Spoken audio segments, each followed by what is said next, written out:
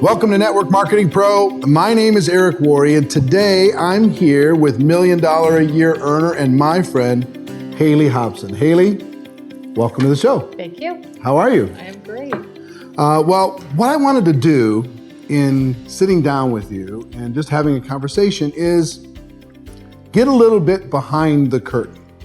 People know you as this $1 million earner, this rock star in network marketing, but why don't you start by telling me a little bit of your background? You know, what happened prior to this network marketing experience? What was your life like prior to this network marketing experience? Yeah, so it's funny, actually. My prior life, I was a bankruptcy attorney.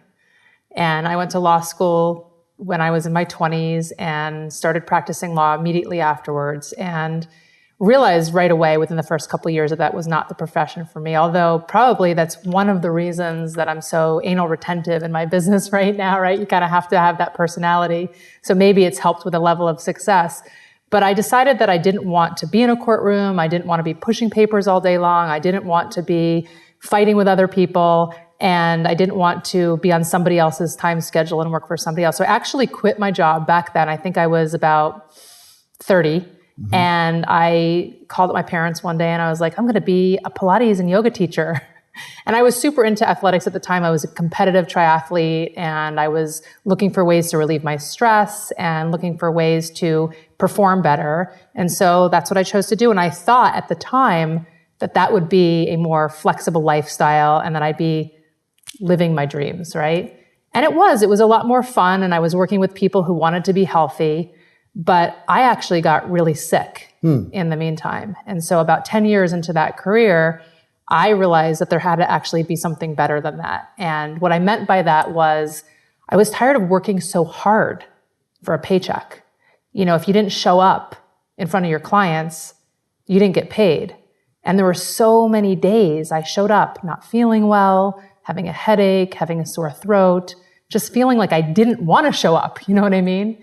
And so I had a 3-year-old at the time, and I also realized that I wanted to figure out how to spend more time with her. Like if she got off the bus eventually and went to school and got off the bus at 3, I wanted to be able to go pick her up. I didn't want to be smack in the middle of my day with clients. So at the same time that I was having that sort of revelation or manifestation that there had to be a way to make money while you're sleeping, or what we call now residual income, I did get really, really sick, and I had to start looking at alternative, more holistic remedies for my own health. And that's when I came sort of across, you know, the product line that I wanted to use, and then realized that lots of people were interested in getting healthy. And so it was a simultaneous sort of switch from my Pilates and yoga wellness lifestyle into, wow, I can't even teach Pilates and yoga anymore because I'm so busy with my network marketing business. And that's what I thrive on now, is really the connection that I have with people who want to grow businesses. Like I have a huge passion for helping other people be successful. I know that you know what I mean. Mm-hmm. And that's what I thrive on. It's what wakes me up every day and makes me want to keep going, is teaching people that there is a better way to live. There is a much more fun and like free lifestyle that we can all have. And it's more than just being healthy. It's really about how can we love our life and love the time that we can actually spend doing the things that we love. I love that. And talk to me about, I want to peel the layers back just a bit. You know, because I know sometimes in network marketing, we have our canned responses to different questions because we get a lot of the same questions, right? Right. But take me back prior to your attorney days. Were you always driven? Yeah. Were you always the person who was the most organized in the room, the person who was probably entrepreneur? Were you always entrepreneurial? You know, you don't think of yourself as being entrepreneurial as a kid. But I remember when I was 16, I wanted to already get a job. Like I wanted to bring in my own money. My parents were doing fine. I wasn't the kind of kid that actually had to contribute to the household. But when I wanted to have my own money. So when I was 16, I started waitressing. When I was in college, I didn't have any student loans, but I still went out and got a job and waitressed or bartended because I wanted to feel like I was making my own money. And, you know, yeah, I guess so. I was a straight A student, all the way through high school and through college and through law school. And if I came home with like an A minus, I remember as a joke, my parents would say, "You only got an A minus?" So I always was sort of bred to be successful. And maybe it's the, East Coast mentality. I grew up in the New York, Philadelphia area. I don't know if that's part of it, or I just had parents who were high achievers as well. Well, I barely escaped high school. I didn't go to college. You know what I mean? So I think there's both sides. There's some people who don't fit into the traditional paths who succeed in network marketing. And then there's people like yourself that absolutely are in the top 1% of everything. So it's interesting to me because I think some people talk about nature or nurture. Are you born this way? I think part of it is some people are genetically born this way. But I do think a lot of people can be taught to be successful. And sure, it's been a big lesson for me because I'm bred or born this way. It was hard for me in the beginning to identify with people who weren't, and part of our job as being successful network marketing mentors or coaches to our teams is to really see what they're about, be able to find a solution to help them grow. We don't want to hear that story, "Oh, I can't do it." Because we know that anybody can do it if they put their mind to it, but some people just aren't willing to do what it takes, even if it's just for a few years. And some people really are just, maybe, I don't know if it's scattered or if it's unorganized or if it's not driven. I don't know what it is, but it was really hard for me in the beginning to identify with those kind of people and find solutions for them.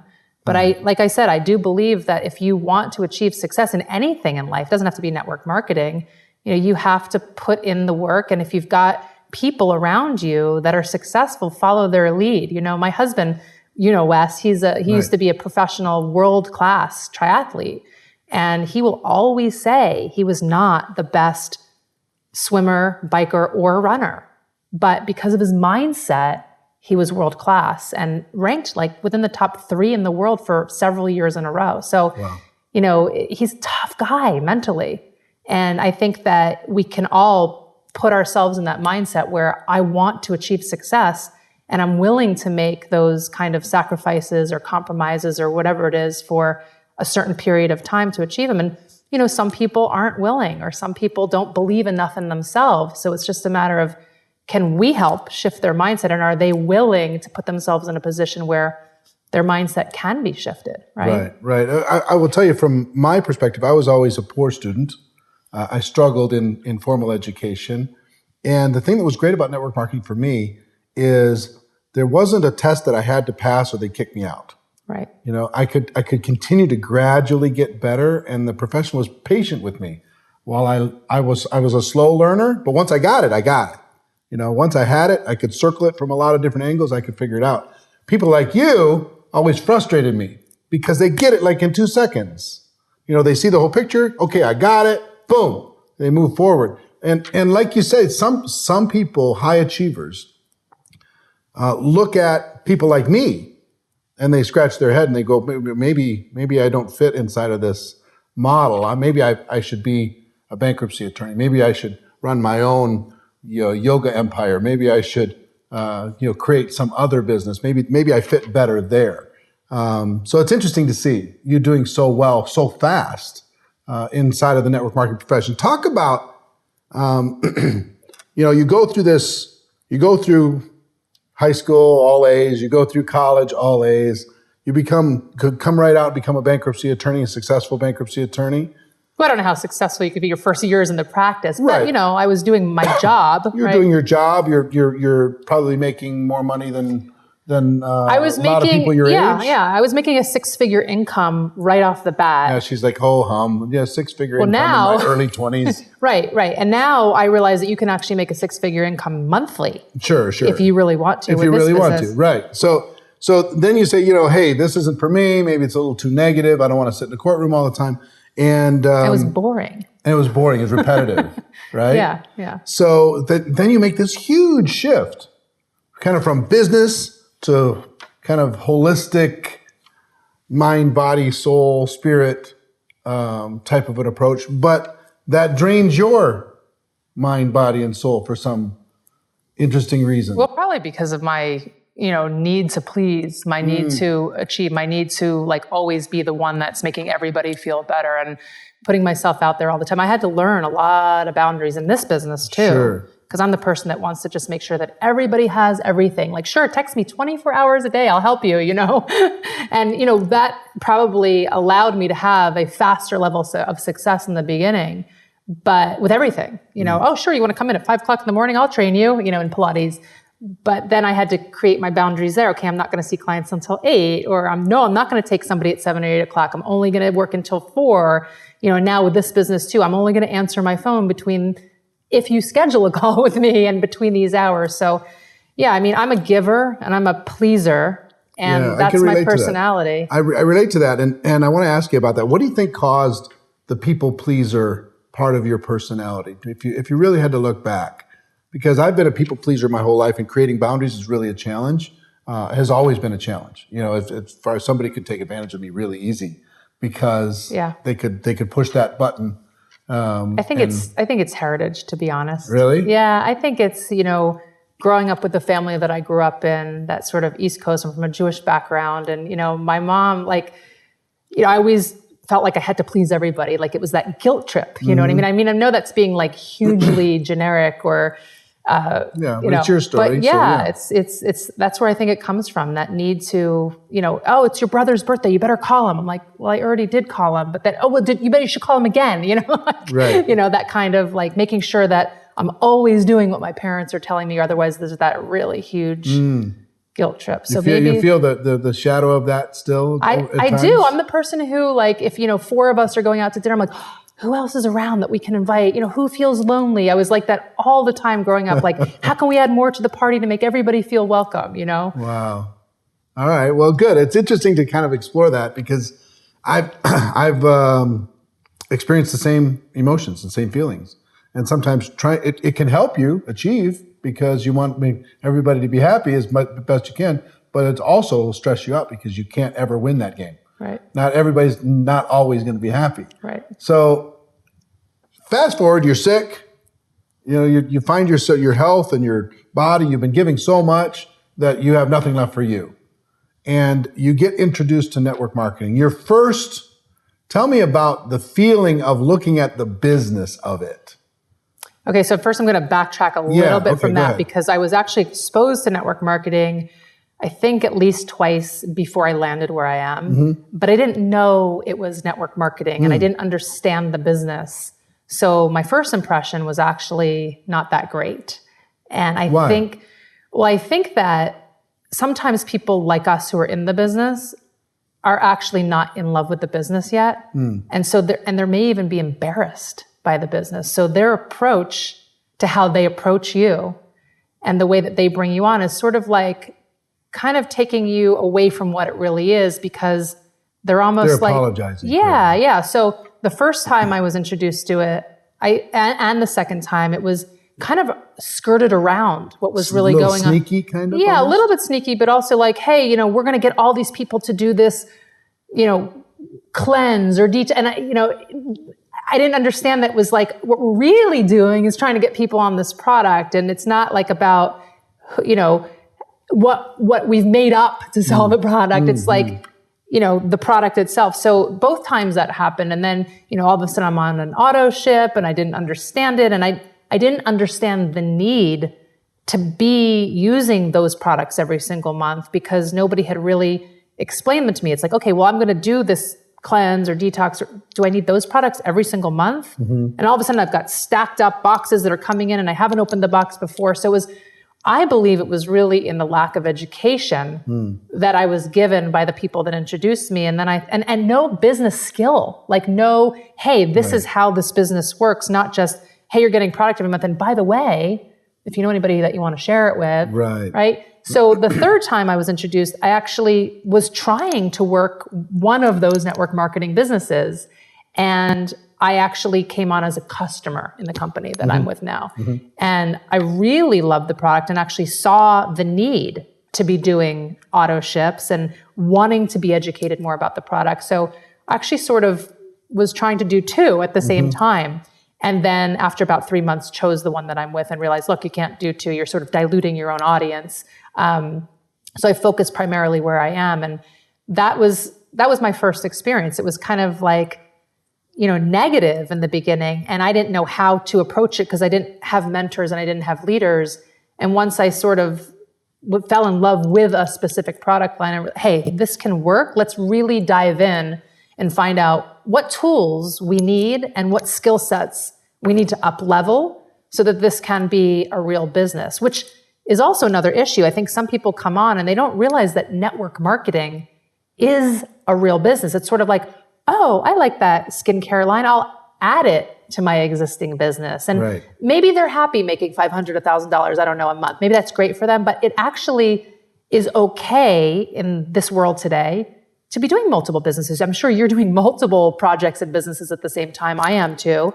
And that's okay if you've got the brain capacity. And bringing network marketing into your life as a business, not just as a product that you're sharing with other people, is a smart tactic. So just for clarity, you're not saying that it's a good idea for people to do more than one network marketing company. That dilutes your focus, right? Yeah. As far as what you're representing. But what you are saying is if you're you have a traditional small business, and you start another business with a network marketing company, or a network marketing opportunity, or something else, investing in real estate on the side, or investing in the stock market on the side, or whatever, other ways to be able to create income is smart. And I believe that the future is coming when people are going to say, yeah, I'm a firefighter, but I'm also involved in network marketing. I'm also a network marketing professional. Yeah, I'm a nurse, but I'm also, So people, you don't have to walk away from their careers to do network marketing. But those who decide that, hey, look, this could be the primary.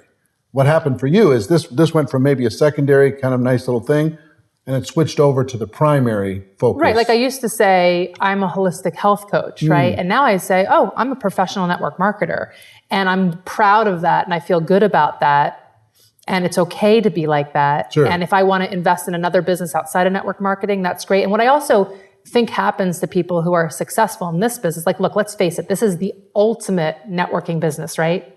So people who are successful in network marketing with their own product, with their own audience, are also going to be successful in other ventures because they know how to network. So network marketing can actually open up your life to so many other amazing things that can happen outside of your network marketing business. And I think it's sort of like, a stair stepper. Like when you're born into the network marketing world, you're an infant and you have like this much knowledge and you have no idea what can happen. And then you're like a toddler and then a grade school, elementary school person, and a junior high, high school. And you keep up leveling with each rank that you get to and each place that you get in your company. And all of a sudden, as you keep going, the world starts opening up, and network marketing can bring amazing opportunities into your life, relationships, all different kinds of interesting opportunities. Yes, it's fun because your life gets big. And people outside of network marketing, they have like 3 or 5 friends, and some of those are family members. They have people that they kind of tolerate at their work that aren't necessarily super great friends. But people who are involved in network marketing have this huge network of interesting people. How many cities in North America could you go into where you already have friends? Everywhere. I did this really cool thing on Facebook. It's like some type of app that they have now where you can click to see how many places you visited. And there were like 6 states that I haven't been to. Like this year alone, I think I traveled 150 days to 6 or 8 different countries, to 1 million different cities. And I knew someone everywhere I went. Even if I didn't know I know them. It's a big life, right? It's a huge people know you. A lot more people know you than even you know them. Yeah, when I was posting on Facebook saying I was here, I had a whole bunch of people saying, wait, can I come to your event? I'm like, I'm not here for an event. Right. So you get involved and you kind of have this positive product experience. You feel aligned with it. It resonates with you. How long did it take between that introduction and the time you said, you know what? I think I'm going to turn on the business side of this. I think I'm going to start to grow a network of other. So for me, it was immediately. Like I'm like you, I'm like you. Like sort of I implement before I think things through.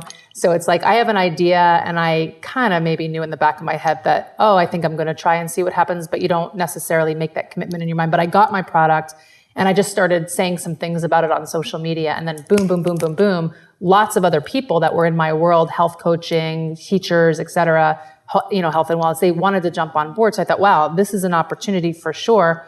I will go for it. So I started creating my training groups and whatever I felt like I need. Within a week. Okay, so I think I earned almost $1,000 like my first week in network marketing. Nice. Yeah, and I think I was one of the company's top enrollers, and I enrolled on like the 23rd of the month. Right.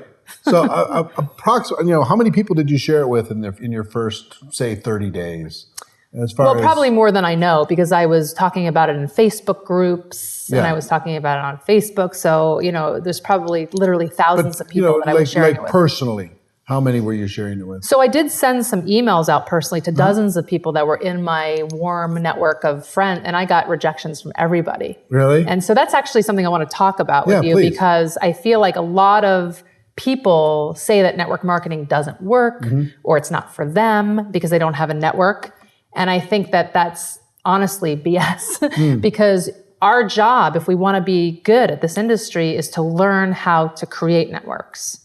And so it doesn't matter if you live in I met somebody last week, one of the top leaders in my company, who lives in what she calls like the whole of this country. And she is, like I said, like definitely a high level earner in this company. And she is in a very, very, very, very, very blue collar, maybe lower income area with nobody in her town. And she's been able to be successful because this world is open through the World Wide Web and also through us just getting out there and increasing the value via communication, via education of what we are turning people on to. So I don't think that our friends and family is who our network is. Right. It's a start. For some people, it's just a start. It's a start. And some people are really successful with that. And some people like me, my mom wouldn't buy from me. Your mom wouldn't buy from me? My sister wouldn't buy from me. My dad, who was a doctor, was like, this is ridiculous,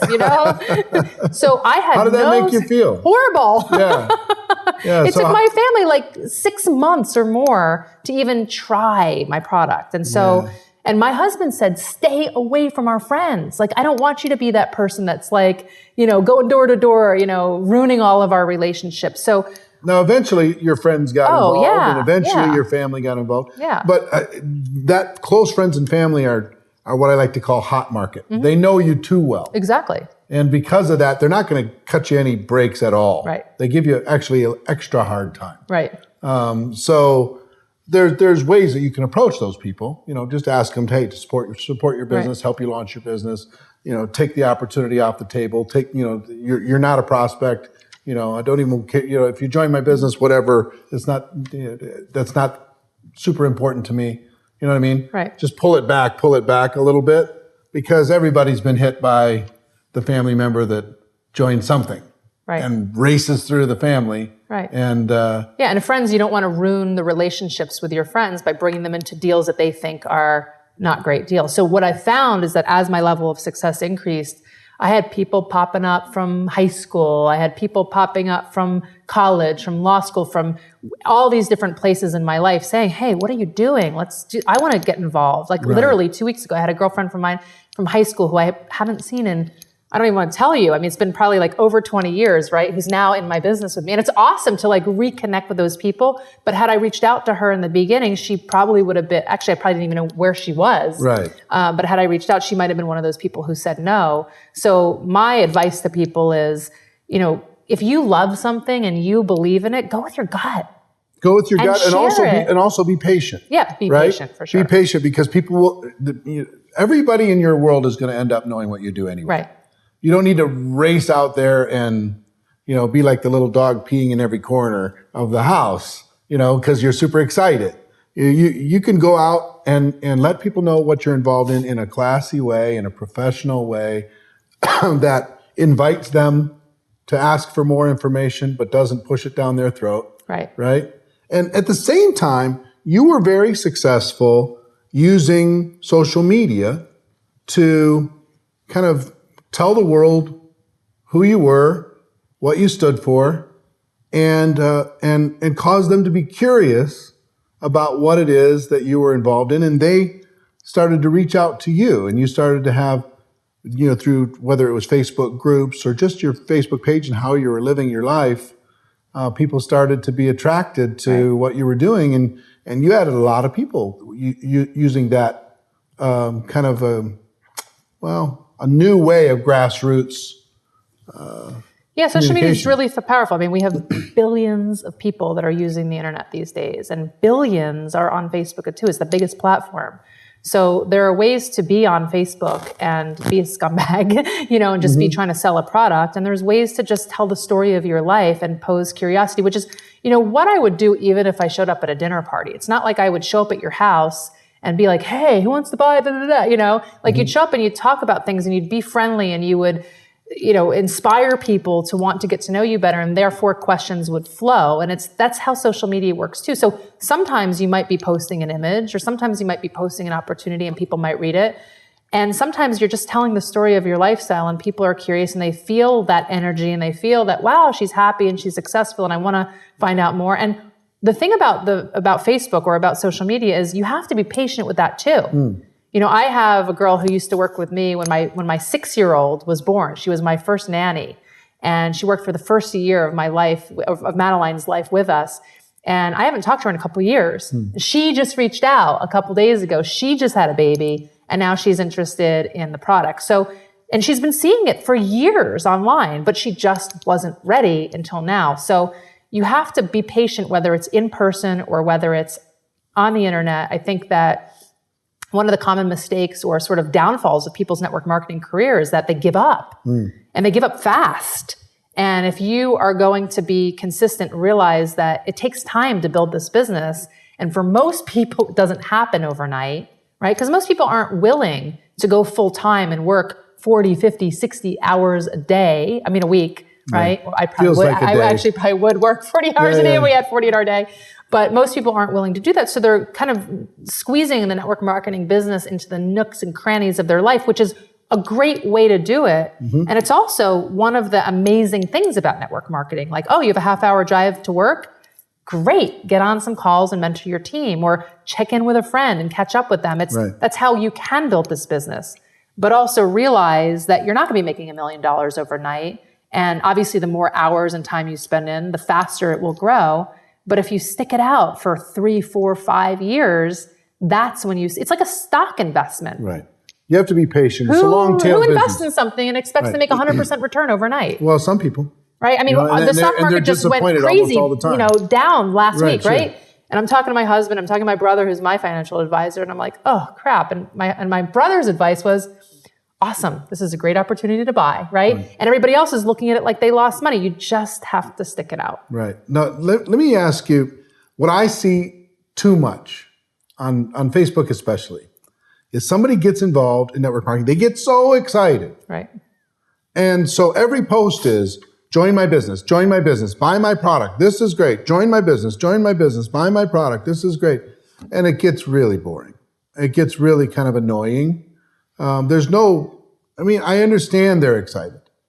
And somehow they think that that's going to be an effective approach. They just don't know. They just don't know, right. So what advice do you have for those people that are just posting every 2 seconds about how great their company is? Look, I'm super excited to be here with you today, and I'm super excited to be doing this interview for so many people. But I have to control myself on how many posts I put out today about this, right? I don't want to be spamming my audience with 500 photos of our interview. It's the same thing, right? So you have to just sort of like step back a little bit and try to integrate other things into your feed besides your business. So I would say for me, it's probably maybe 10 to 20% about my business and 80% about your my lifestyle or brand, your life, whatever your brand travels, is. Yeah, whatever your brand is. When I see your feed, I see you and your kids and family having a good time, or you out to dinner, or out on a date, or you and your husband going for a run, or right. But you're also probably looking at my personal Facebook friend page versus my business page. And some people will do both, and some people will just do one. And I treat them very differently. So with my friend page, I'm just showing my lifestyle because those are my friends and they don't want to have me ever say, buy this, right? On my business page, I might have more professional looking posts or more related to the industry that I'm in or inspirational things like that. But let me ask you this. Where do more of your prospects come from? Probably my business page. Business page? I have. How long did it take before you even started a business page? I started one pretty much. Right away? Yeah. Now, but at the beginning, were you getting more from the friend page or the business Friend page. At the beginning was friend page. Yeah. Just how you're living your life and curiosity posts. I found this great solution, to be able to be at home with my family and still build an empire. Yeah. And then don't say anything about it and let them come to you. But then after a while, it gets tiring of like having your friends constantly see that kind of stuff. So then you have to quiet it down and then build a professional page, in my opinion. And the thing about building a professional page is that people get frustrated with that. Like, why don't I have any fans? Well, guess what? Guess how many fans I had in the beginning, right? Guess how many fans you had in the beginning. And now what? Hundreds of thousands of fans on the page, right? So that also, you got to start somewhere. Exactly. So, I mean, that's a whole conversation onto itself, but you just, if you're being consistent and you are speaking from your heart and you're giving good quality content and really visually appealing images, and you could sponsor a post every once in a while if you want to throw a few dollars at it to have more people see it or build your audience. You can do that, but I work differently with both pages, the personal and the professional. And I used to almost not do anything on my personal page because your friend limit is 5,000. I'd already pretty much reached it, and I didn't want to spam my friends, but now they've got this new thing where people can follow you. So now I've actually started to add a lot more content back into my personal page. It's always changing, right? Yeah. And so, but what I'll notice is like if I post a really cool family pic or kid pic, I'll get hundreds of likes and comments on that. And if I post something about my business, nothing. Like people on my personal page don't want to hear that. Interesting. And then if I go post it on my business page, different. 20,000 people will see that post and hundreds of people will like it and share it. So they're really different platforms. Interesting. Well, let's go back to your career, your network marketing career. Typically, there's different phases of growth. The early phase is kind of raw enthusiasm, figuring it out as you go. And then there's some different kind of defining moments that either accelerate your business or professionalize your business or whatever. If you think back to some defining moments that has happened in your career, your network marketing career, and what was the year and month that you started in the profession? So I started like the day before Thanksgiving 3 years ago. So that was 2012. 12 or 13? 13? 12, because 13, 14, 15, and then now we're a couple months after Thanksgiving. Okay. So 2012 is when you started off, right? So I'm a big fan of these defining moments. I've had a couple dozen in my 28-year career that have totally changed everything. And you never really know what a defining moment's going to be. Were there any of those moments kind of in that first year? Oh, yeah. What are the ones that come to mind? Yeah, so one of them was I enrolled with my company in November, and then I went to the first leadership retreat in March. And so that retreat is for a certain level of people and up. And it's the average, it's not by income, but the average income level is about 2,000. So it's the people who are building a business that are invited, 2,000 a month, that is. And so I sat in the very back of that room. There were about 3,000 people maybe there, and I knew nobody. And it was sort of humiliating because I just felt like you're always the A student. Yeah, and also I'm an introvert at heart, and I just felt like awkward and out of place, and like I just didn't know the business, and these people were so amazing and so awesome, and I felt sort of low man on the totem pole.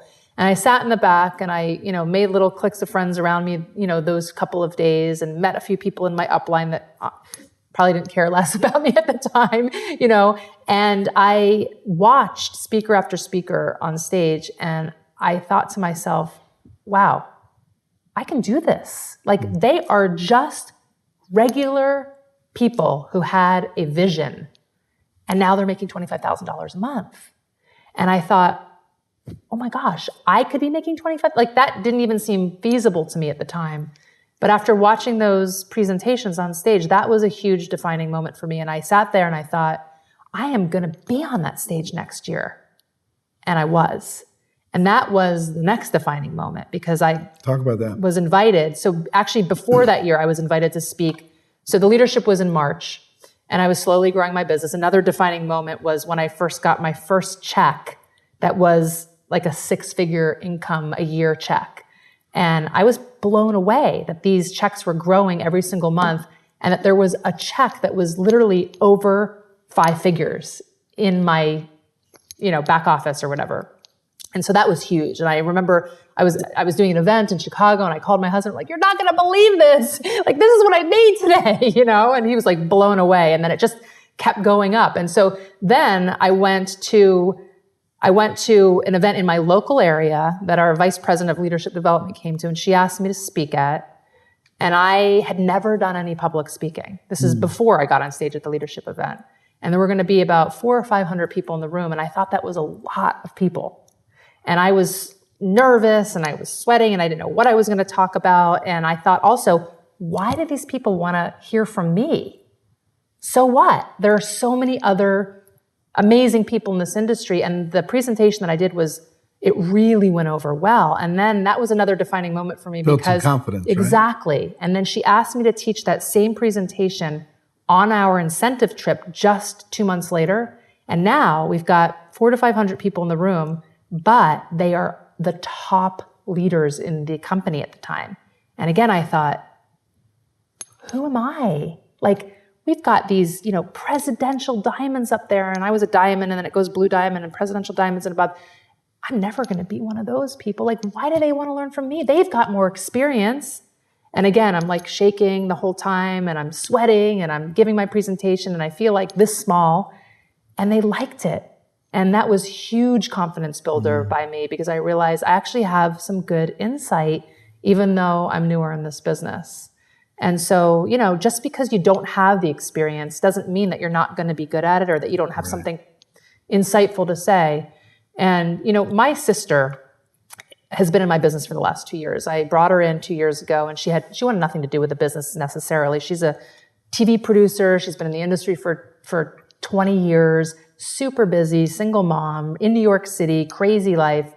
And she just recently quit her job a couple months ago. And I said to her, look, now's the perfect opportunity. You can step in and lead your organization, right? She really knew nothing about it other than she had to order by a certain time of the month because I made her a certain amount and what her volume should be to hit the rank so that I could hit mine, And she stepped in with no experience and her organization went on fire. It was amazing because she had so many insightful things to say. And from a customer perspective, she was able to bring in a whole bunch of light that we couldn't see because we're so business focused, So I say anybody can do this, and you've always got something good to say.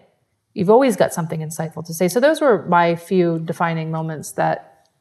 All right, good. I've got a few additional questions that I want to ask you before we have to wrap up. First one is, how do you balance being a wife, being a mother, taking care of your home, the whole family structure, dealing with the people pleaser and the guilt aspect of growing up?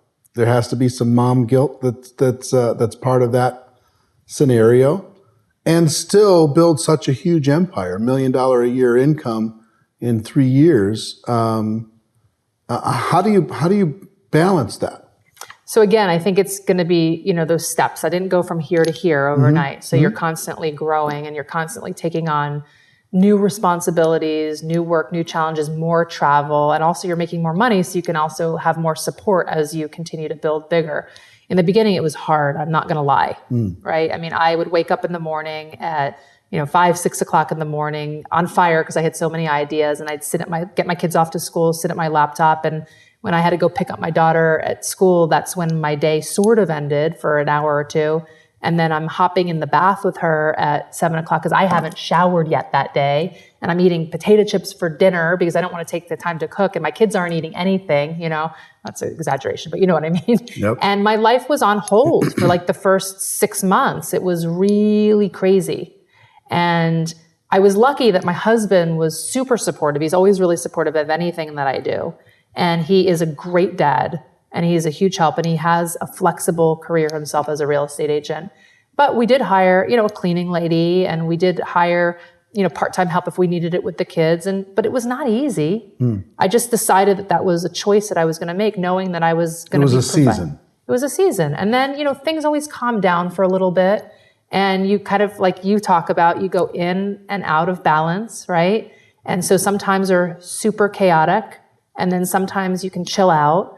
And as I continued to build and my income continued to grow, I was able to take more and more of the admin things off of my plate and, pay somebody to not only clean the house, but now do meals, or, pay for somebody to help me with all the travel that's going on, or pay for somebody to do all the marketing that I need, or pay for a project manager for my team, or a business manager, or financial advisor. So you can bring these things on. And look, I'm not saying I don't work hard. I'm not saying I have no hand in my business. I'm still on it a lot and all the time. It's $1 million a year business. Right. But it does get easier when you find good people to surround yourself with. And do I have guilt sometimes? Yeah. I mean, there are times where I'm flying from here, come home for a night or two, see my little one, I'm off again, come home for a night or two, see my little one, I'm off again.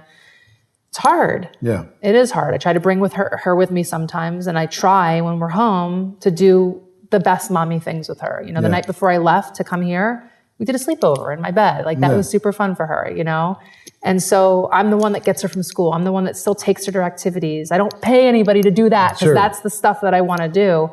But look, it's a toll on my husband. He's picking up a lot of that slack at home, but we're looking at the bigger picture. And I feel like what this business has to offer us long-term, even though we're working hard now, is huge. And you know what? It doesn't have to be network marketing. Any business where you're going to run $1 million business takes commitment. You are the CEO. You're going to have to commit. You have to show up. So you just have to decide whether that lifestyle is for you. And also, if you don't want that lifestyle for you, you can go smaller. You can stop at a certain level and ride the wave, right? Sure.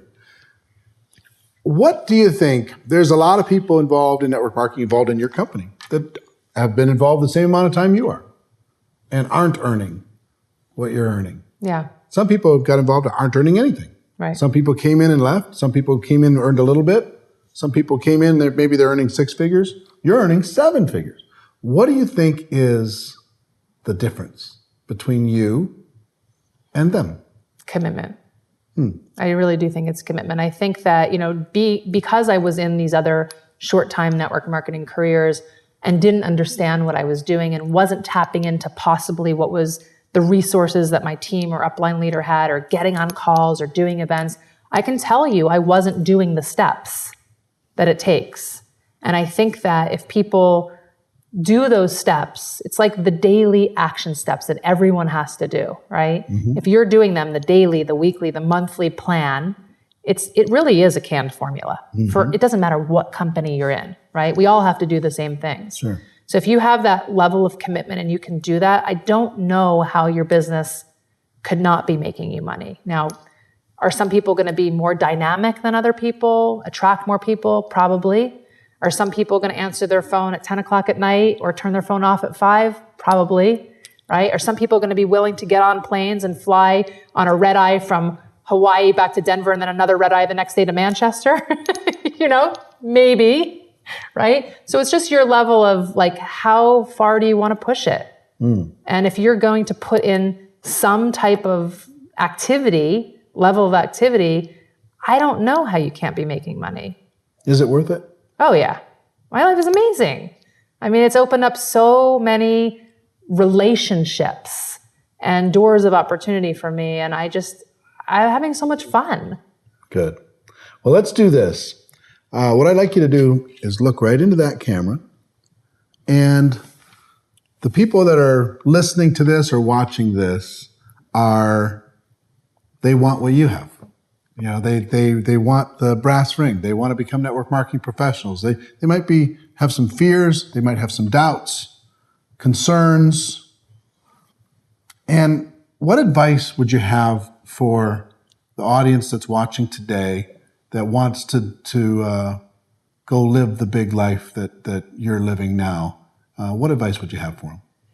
First, I would make sure that you have a huge belief system. And I think that the things that you need to really be spot on in believing are your company, your product, and yourself. So if you are not in love with your company, go to some corporate events and fall in love.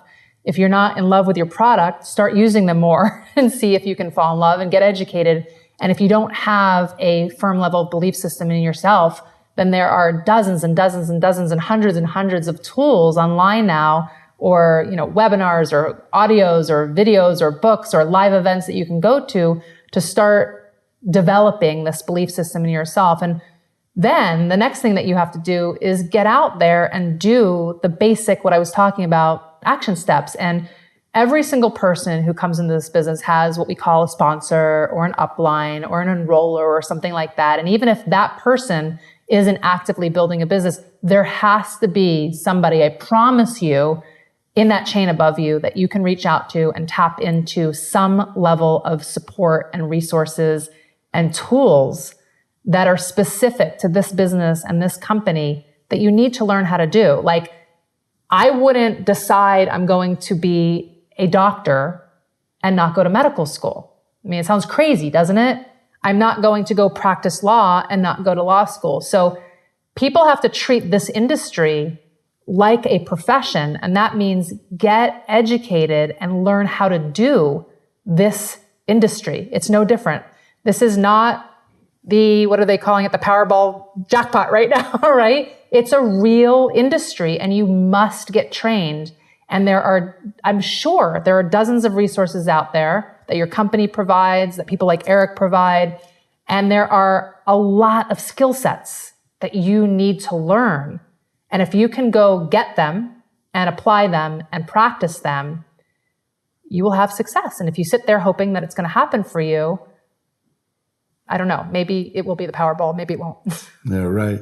Hayley Hobson, you're a rock star. Thank you so much for taking some time today, paying it forward, sharing with this audience some of the wisdom that you've gained over the course of your last 3-4 years, over the course of your life.